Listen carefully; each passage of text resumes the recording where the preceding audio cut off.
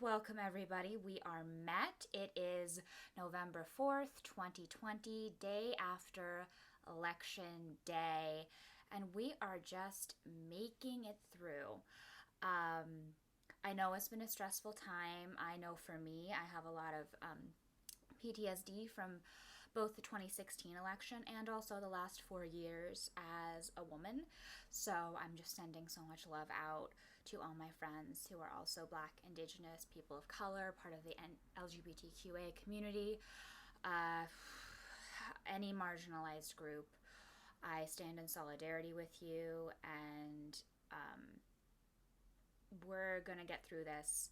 No matter what happens, the fight continues, and I will continue to use my white privilege to try to make the world a better place and a more equitable place for people in other marginalized communities. So, I'm just sending you so much love, and I'm getting emotional.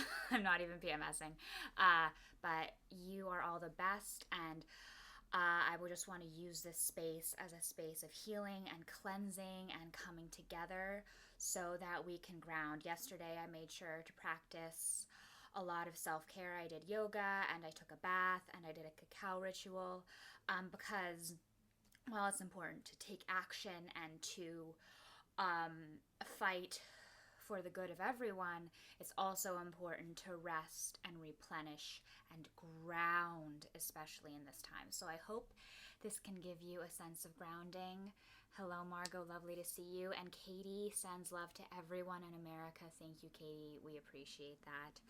So this is Cards and Crystals. I will be doing a card pull from the R Tarot card deck, which is a series of amazing badass women in history by Sarah Shipman, and I will be doing opening and closing sound bath as well as offering a crystal prescription for this time. All right, here we go.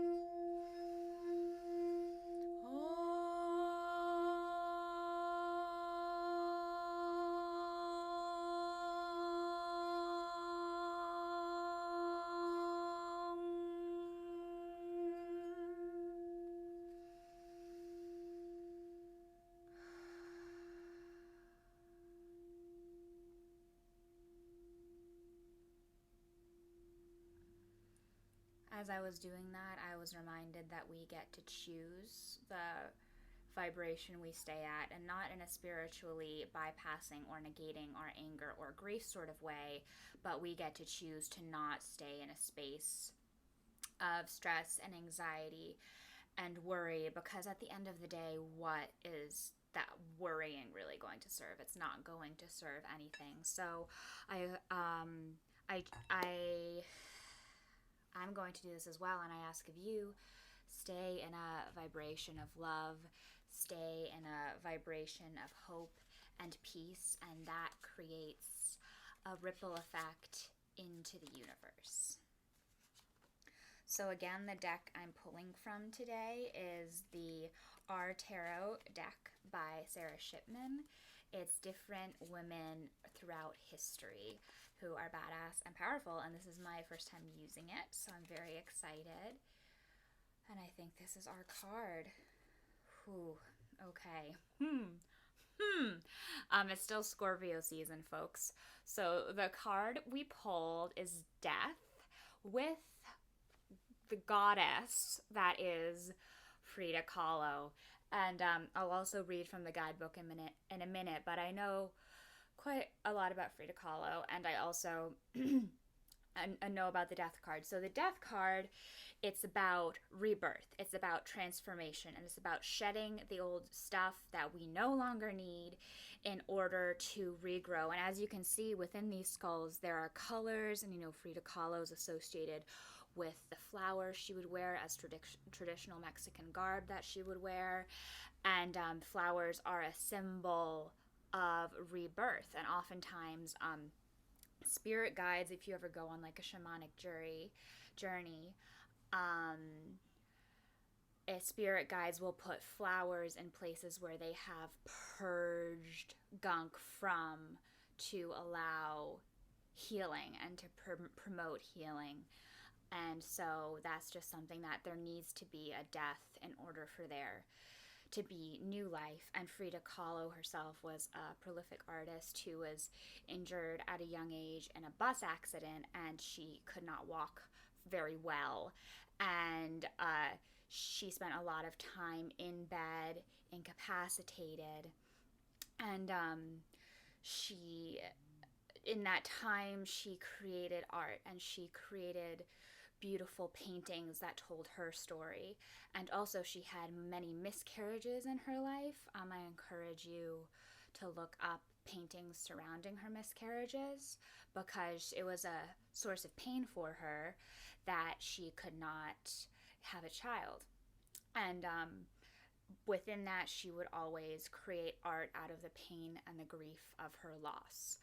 So, in times of trouble, in times of roughness, in times of death, you can create beauty, you can create art, and you can rise from the ashes.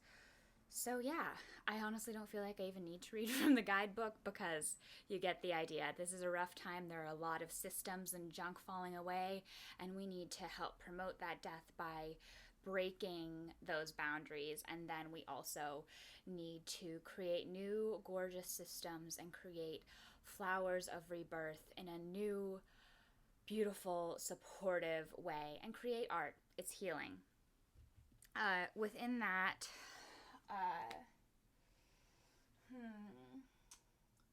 what do I want? I would like today to show you hematite, which is a root chakra stone, and it also has magnetic properties. And I love this hematite in particular because you can put it in your palm. It's a good palm stone shape, and you can just feel the energy of it, and it's super grounding. And in this time, we need to ground. Hematite is also a great stone for Scorpio season, which is the astrological era we are in right now. And Scorpio is all about death and shadow work and healing, that shadow side of ourselves. So within using hematite, that's Hematite. Look at me, I could be in a spelling bee.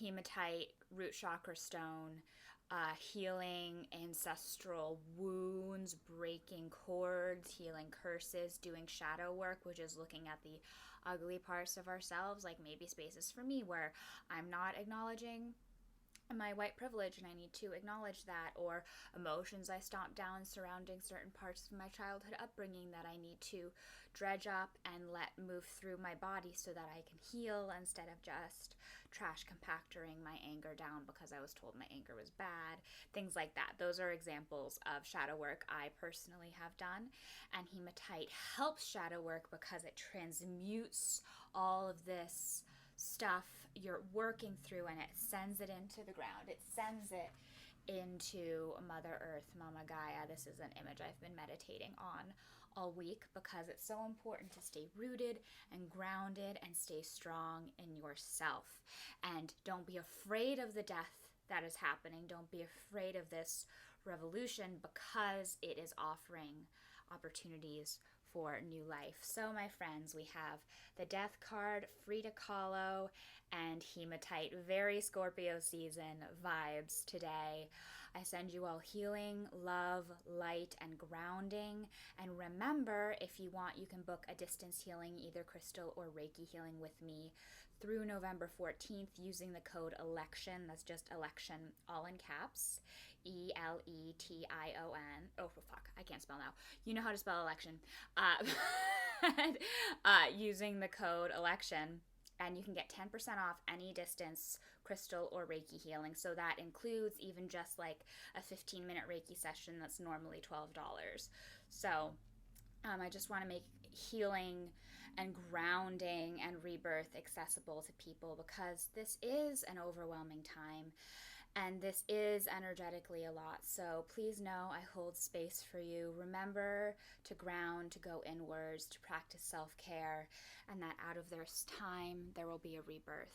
Sending you all so much emotional support. I hold space for you all. Thank you for your time. Here is the closing sound bath.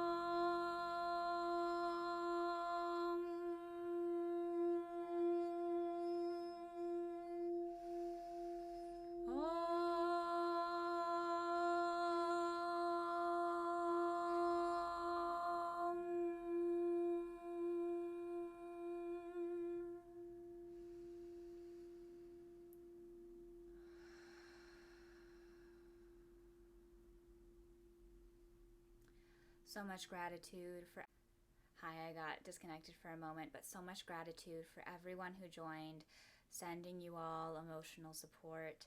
As a reminder, you can follow me on Instagram at Alden Gagnon, and you can book a distance healing with me either in my Instagram bio or if you're watching this on YouTube or Facebook via the link below, and use code ELECTION for 10% off up until November 14th, because we all need that self-care time. All right. Love and light. Thank you for joining. I really wish you the best this week. Remember, there needs to be death for rebirth.